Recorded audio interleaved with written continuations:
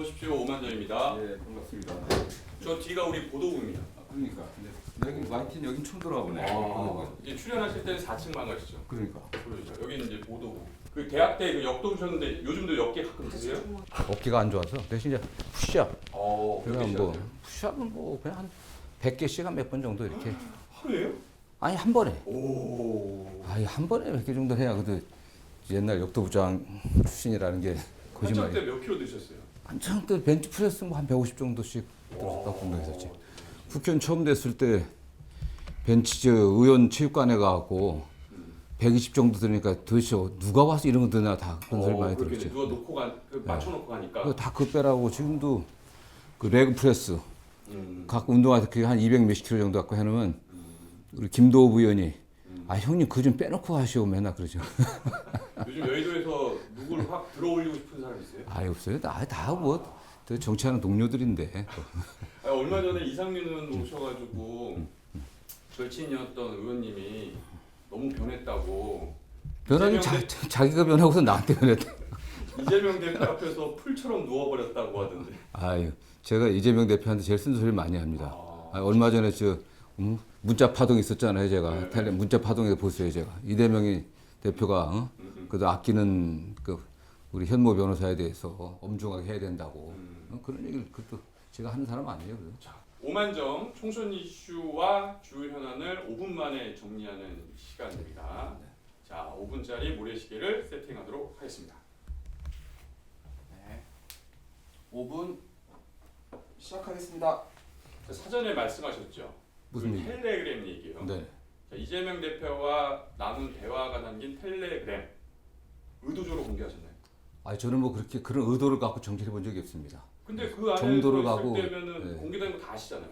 그게 뭐 짧은 시간 안에 바로바로 주고받은 게 아니고 오전에 뭔가 이 대표한테 메시지가 전달되게 당 사무처 당직자들한테 얘기를 했었고 이 대표가 한 1시 좀 넘어서 문자가 왔는데 제가 본회의장에서 한 1시간 내에 문자를 본 거예요.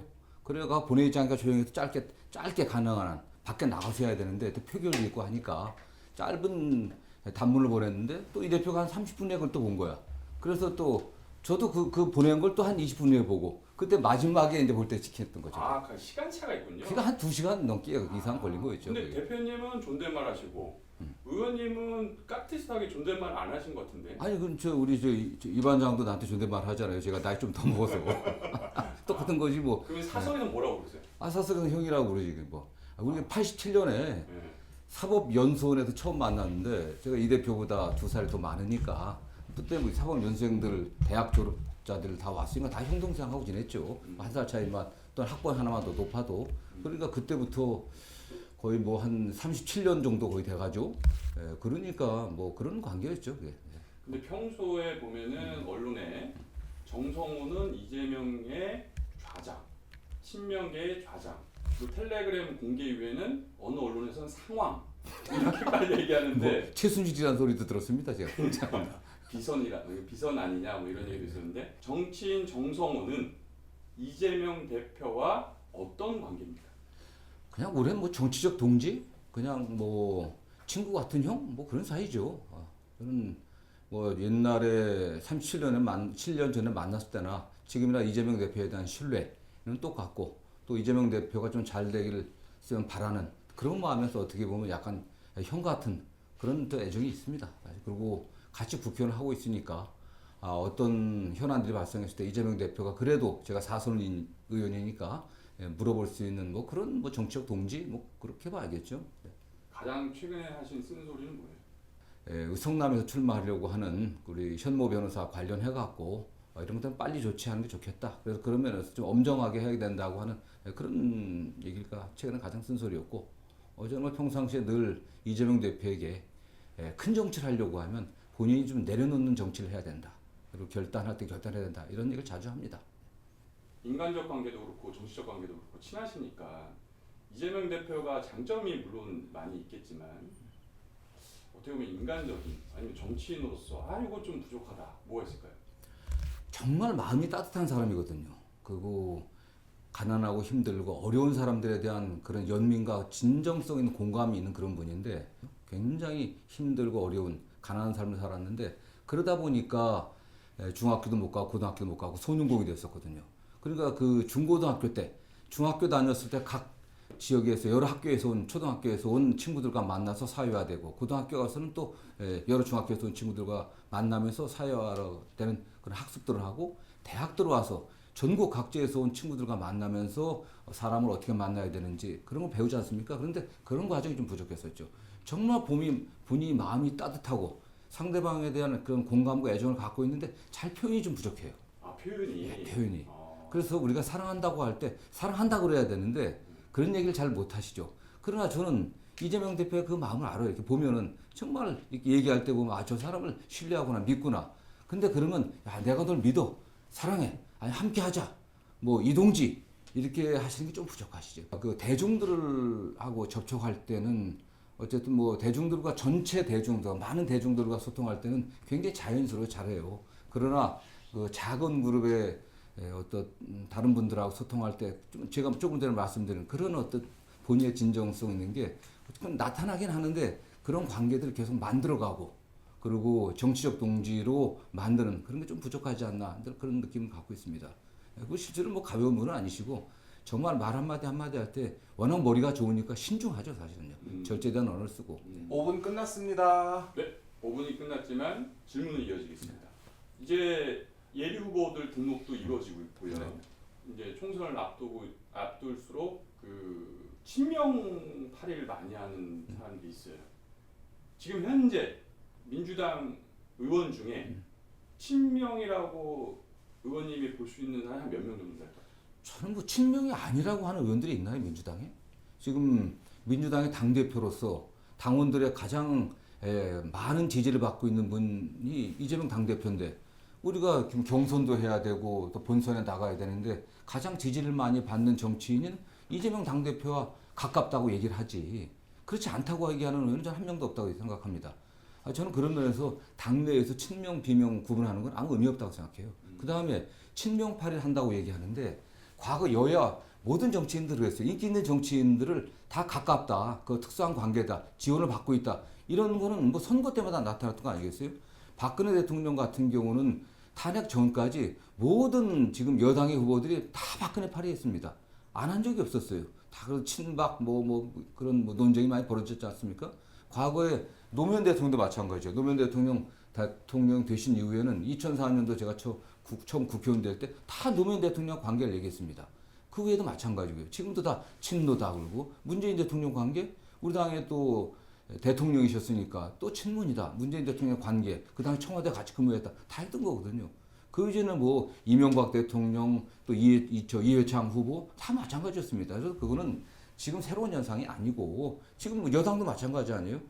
여당의 후보들이 다 윤석열 대통령과의 관계를 강조하다가 윤석열 대통령이 조금 한동훈 비대위원장과의 그 갈등 관계에 있어서 조금 국민들로부터 신뢰가 좀 없어지는 것 같으니까 다시 또 한동훈 비대위원장과의 관계를 강조하잖아요. 어떤 후보 같은 경우는 뭐 윤 대통령하고 같이 찍었던 사진도 빼내고 한동훈 비대위원장하고 찍은 사진을 올려놓다 뭐 이런 비슷한 뉴스도 나오는 것 같은데 좀 그런 것 같아요. 예전에 그 친문 중심의 민주당일 때 비주류셨잖아요. 그때 어떤 느낌 받으셨어요? 저는 뭐 늘 비주류라고 저는 국회의원이 뭐 줄이 비주류가 어디 있습니까? 지금은 주류시잖아요. 근데 그게 그런 부분에도 동의하지 않고 민주당의 정강 정책들, 민주당이 추구하는 가치와 노선에 따라가는 그런 뭐 좀 충실한 국회의원이었다고 생각합니다. 한 번도 저는 어느 누구와 어떤 의원과 비교해 봤을 때 내가 국회의원으로서의 헌법적 책무, 국민에 대한 약속, 그 다음에 제가 속한 민주당이 추구하는 가치와 노선에서 벗어나 본 적이 없어요. 제가 사심을 갖고 정치하지 않았습니다. 그러다 보니까 비주류 소리를 좀 들었죠 오히려. 오랜 기간 비주류셨죠. 지금 이제 자객 공천 논란도 있어요. 네네. 자, 이른바 좌장, 이른바 상황으로서 자객 공천은 실제 합니까? 실시하지 않는다고 봅니다. 일단은 뭐 저는 뭐 상황도 아니고 좌장도 아니에요. 왜냐면 이재명 계가 없으니까 국회에서 정성호하고 같이 모여서 밥 먹은 의원들이 있나 찾아보십시오. 거의 없습니다. 특히 4선대 갖고서는 국회 활동과 지역 활동에만 집중했지 뭐 사람 만나 관리하고 이재명 친한 의원들 관리하고 이래본 적이 없어요. 그러니까 좌장이라는 말은 전혀 안 맞고 비선도 안 맞고 저는 뭐 공식선상에 있지 않기 때문에 제 분수를 압니다. 어떤 건도 그 넘어서 권한 밖에 어떤 권한을 행사하려고 해본 적이 없습니다. 다만 그 자객 공천과 관련해서는 무슨 공천 시작하지도 않았어요. 이제 예비후보 등록하고 본 공천은 좀 1월 29일부터인가가 공천 심사를 하는 것 같은데 누구를 자객이라는 게 누구를 몰래 죽이기 위해서 뭐 암살하기 위해서 보내는 사람은 자객이라고 얘기하지 않습니까? 누가 그런 걸 하겠어요, 그게. 다 우리 같은 당의 당원이고 동지인데 저는 그건 없고. 내부적으로는 좀 이게 여론에 안 좋으니까 그런 표현은 좀 쓰지 마라. 좀 내부적으로는 좀 자제하라라는 좀 얘기도 있습니까? 저는 그 공천관리위원장께서 그런 면에서 좀 자중하라는 그런 메시지를 보낸 걸로 알고 있고, 그 다음에 원내대표도 마찬가지이고, 같은 당에서 경선하면서 내가 얼마나 잘할 수 있는지, 내가 민주당이 추구하는 가치와 노선을 얼마나 충실한지, 그리고 국가를 위해서 어떤 봉사를 할 건지, 이런 긍정적, 적극적 비전을 제시해 갖고서 우리가 당원들과 시민들의 선택을 받아야 되지, 경쟁자를 비판하면서 경선에서 이기겠다, 본선에서 이기겠다는 건 전 좋은 전략이 아니라고 봅니다. 그 요즘에 오늘 이제 갤럽 조사도 나왔고요. 며칠 전 조사에서도 그 양쪽 당대표 직무 수행 평가를 보면 한동훈 위원장은 긍정이 많고 이재명 대표는 부정이 많아요. 어떤 이유 때문인가? 뭐 한동훈 비대위원장 같은 경우는 일종의 컨벤션 효과 아니겠습니까? 여전히 컨벤션 효과가 좀 있는 거고, 또 최근 같은 경우에는 한동훈 비대위원장이 윤석열 대통령의 오랜 부하 아니겠습니까? 그 다음에 뭐 눈에 넣어도 안 아플 정도의 동생이라고 하는 뭐 그런 평가를 받을 정도로 가까운 분이셨는데, 결국 국회에 와서 비대위원장이 또 대통령이 지명한 거잖아요. 결국 대통령의 아바타 역할 또는 대리인 역할을 벗어나지 못할 거다 했는데, 최근에 김건희 여사 명품백 관련한 이런 사건들을 처리하는 과정에서 그렇진 않구나. 한동훈 비대위원장이 나름대로 독립적으로 당을 지휘할 수 있겠구나. 또 공천할 수 있겠구나. 이런 신뢰를 국민들에게 좀 준 게 아닌가 하는 생각이 듭니다.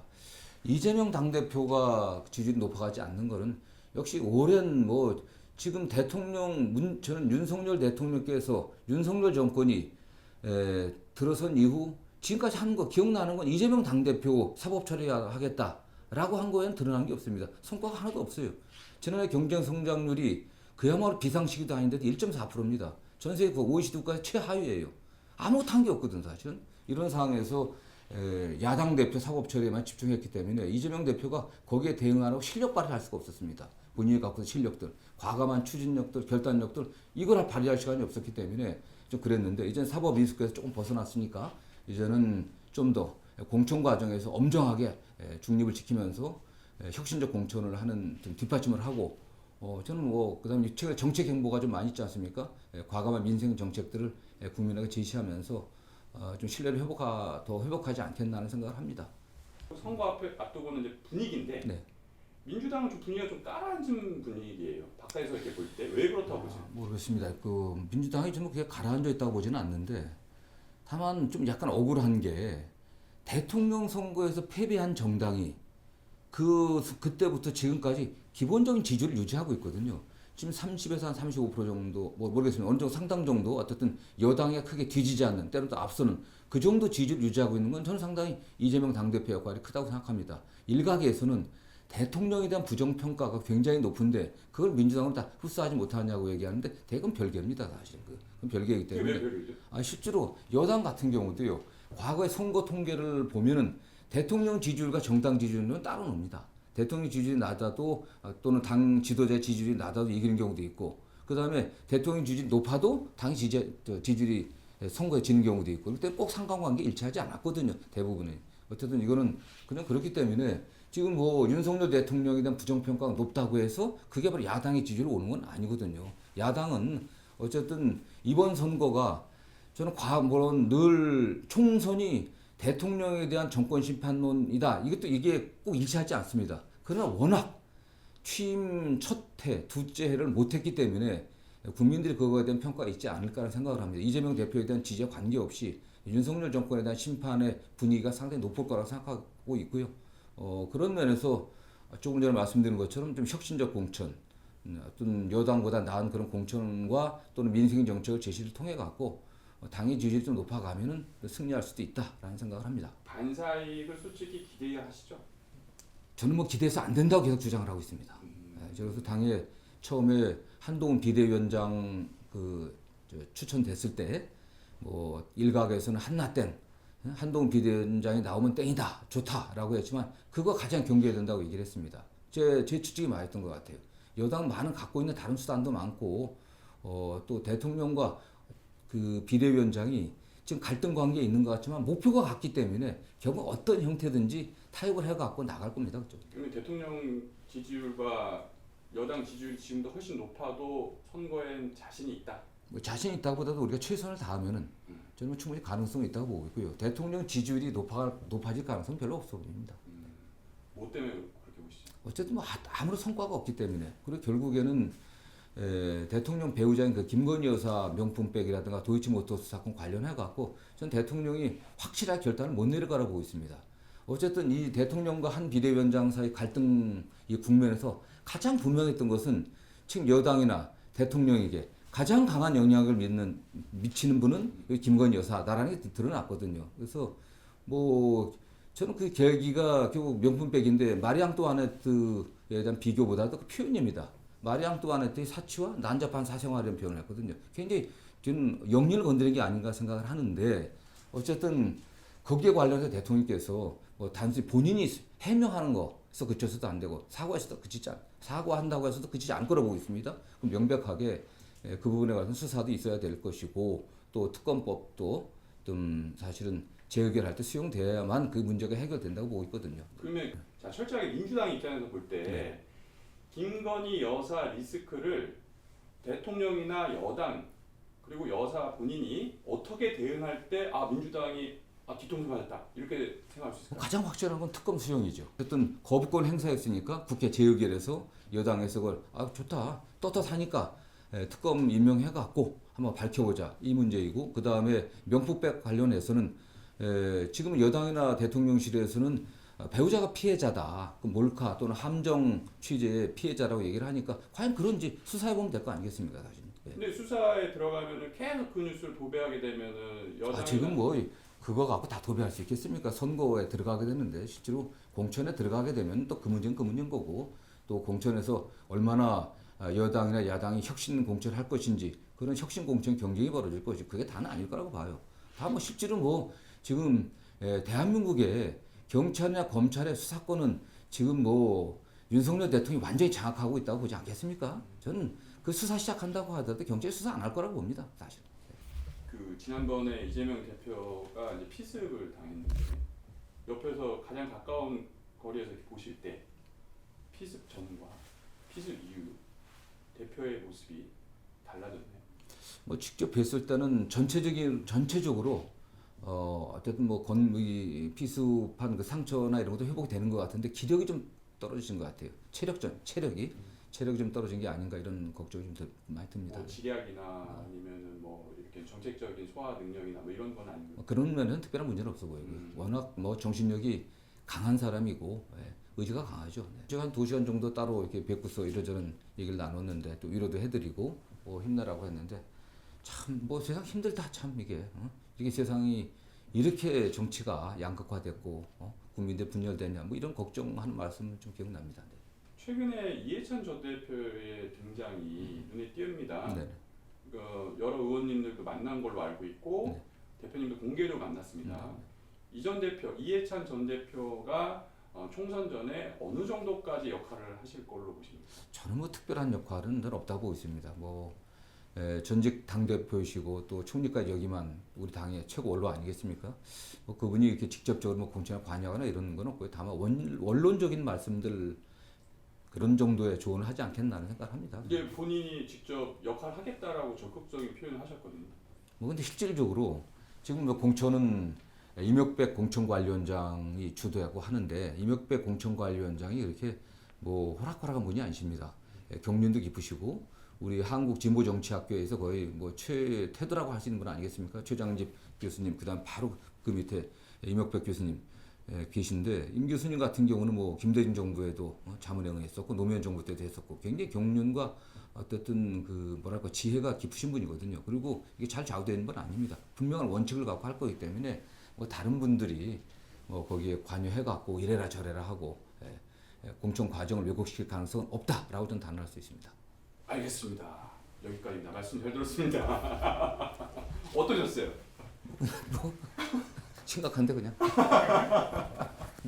얘기가 너무 너무 평이한 것 같아. 아니. 앞에 대표의 관계 얘기하면서 재밌게 했었어요. 제가 이렇게 보니까 얼굴이 점점 펴지시는 거예요. 됐습니다. 그래서 한 20분 넘게 촬영했어요.